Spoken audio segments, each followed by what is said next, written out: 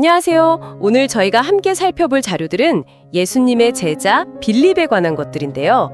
그냥 12제자 명단 속 이름 그 이상으로 빌립이란 인물이 실제로 어땠는지 또 그의 삶이 어떤 의미를 갖는지 좀 깊이 들어가 보려고 합니다. 네, 빌립. 베드로랑 안드레랑 같은 고향 베세다 출신이죠. 근데 이름이 좀 특이해요. 빌리포스. 이건 그리스식 이름이거든요. 아, 맞아요. 그게 당시 갈릴리 지역의 어떤 다문화적인 분위기를 보여주는 것 같아요. 유대 문화만 있었던 게 아니라는 거죠. 그렇죠. 거기가 유대 문화랑 또 당시 퍼져 있던 그리스 문화, 그러니까 헬레니즘 문화가 막 교차하던 그런 지역이었어요. 어쩌면 이런 배경이 빌립의 좀 개방적인 생각이나 또 되게 실용적인 태도에 영향을 줬을 수도 있고요. 실용적이요? 네.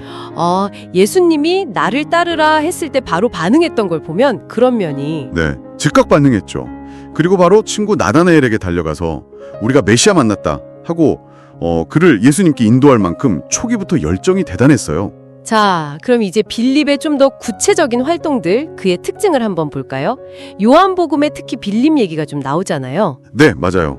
그 오병이어 기적 바로 전에 예수님이 빌립한테 이 많은 사람 어디서 먹이겠냐 이렇게 물으셨을 때가 딱 떠오르네요. 네네. 그때 빌립 대답이 정말 현실적이죠. 200데나리온 어치 빵으로도요. 아유, 택도 없을 겁니다.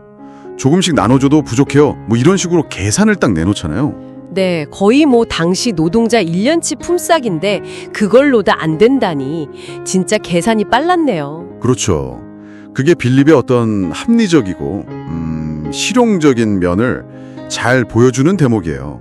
근데 이게 그냥 인간적인 한계만 보여주는 게 아니라 보내주신 자료 중 하나는 오히려 이 현실적인 계산 때문에 그 뒤에 이어지는 예수님의 기적이 훨씬 더 극적으로 보인다고 분석하더라고요. 오, 그렇군요. 그 현실적인 막막함이 기적의 스케일을 더 치워주는 효과가 있다. 뭐 이런 거네요. 네, 맞습니다. 그 계산이 있었기에 기적이 더 놀라운 거죠. 아, 또 흥미로운 장면이 있었어요. 그 헬라인들, 그러니까 그리스계 이방인들이 예수님 만나고 싶다고 찾아왔을 때요. 다른 제자도 많은데 왜 하필 빌립한테 먼저 갔을까? 이 부분이요. 자료들에서도 중요하게 다루는 것 같던데요. 네, 여기서 또 빌립의 배경이 작용을 하는 거죠.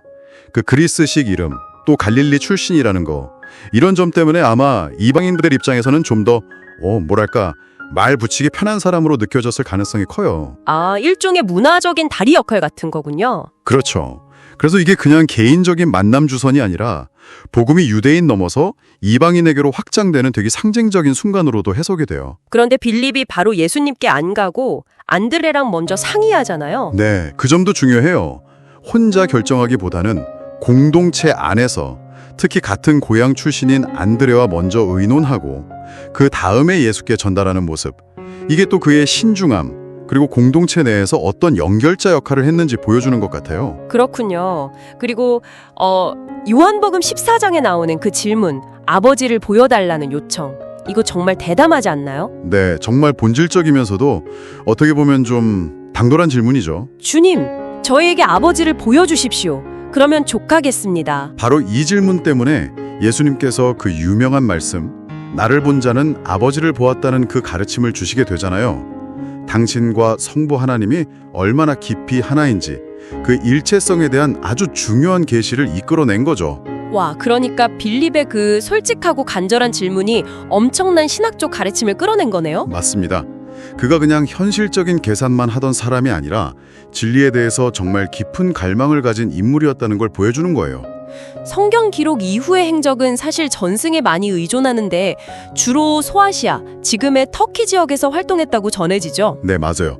특히 프리기아 지방의 히에라폴리스, 거기서 복음 전하고 교회 세우고 또 여러 기적도 행했다는 그런 전승들이 많습니다. 뭐 병자를 고쳤다거나 그런 이야기들도 있고요. 네, 우상 숭배에 맞서기도 하고요. 그러다 결국에는 그곳에서 순교했다고 알려져 있죠. 십자가형이었다는 설도 있고 뭐 다른 방식이었다는 설도 있고요. 아, 그래서 히에라폴리스에 빌립의 무덤으로 추정되는 유적도 발견되고 그랬군요. 네, 중요한 순례지가 되기도 했습니다. 오늘 이렇게 빌립에 대한 자료들을 쭉 훑어보니까요. 정말 그냥 12제자 중 한 명 이렇게만 알기에는 너무 아쉬운 인물 같아요. 굉장히 입체적이네요. 그렇죠. 현실적인 질문을 던지는 합리적인 면모도 있고 또 동시에 진리를 향한 아주 깊은 영적 갈망도 품고 있었고 사람과 사람 또 문화와 문화를 잇는 그런 연결고리 역할도 했고요. 네, 맞아요. 빌립은 어떻게 보면 그 실용성하고 신앙, 또 질문하는 탐구심하고 순종 사이에서 어떤 균형을 보여주는 인물 같아요. 특히 초기 기독교가 유대 사회를 넘어서 이방 세계로 나아가는 그 과정에서 그의 역할이 상징적으로도 참 중요했죠. 이 현실적인 면모와 또 진리를 향한 깊은 탐구심, 어쩌면 좀 모순되어 보일 수도 있는 이 두 가지가 한 사람 안에 같이 있었다는 정이 오늘 우리에게도 뭔가 생각할 거리를 주는 것 같습니다. 네, 그렇습니다. 오늘 보내주신 이 자료들을 다시 한번 좀 곱씹어 보시면서 빌립이라는 인물을 통해 혹시 당신에게 새롭게 다가오는 통찰은 무엇일지 스스로 질문을 던져보시는 것도 참 의미 있는 시간이 될 것 같습니다.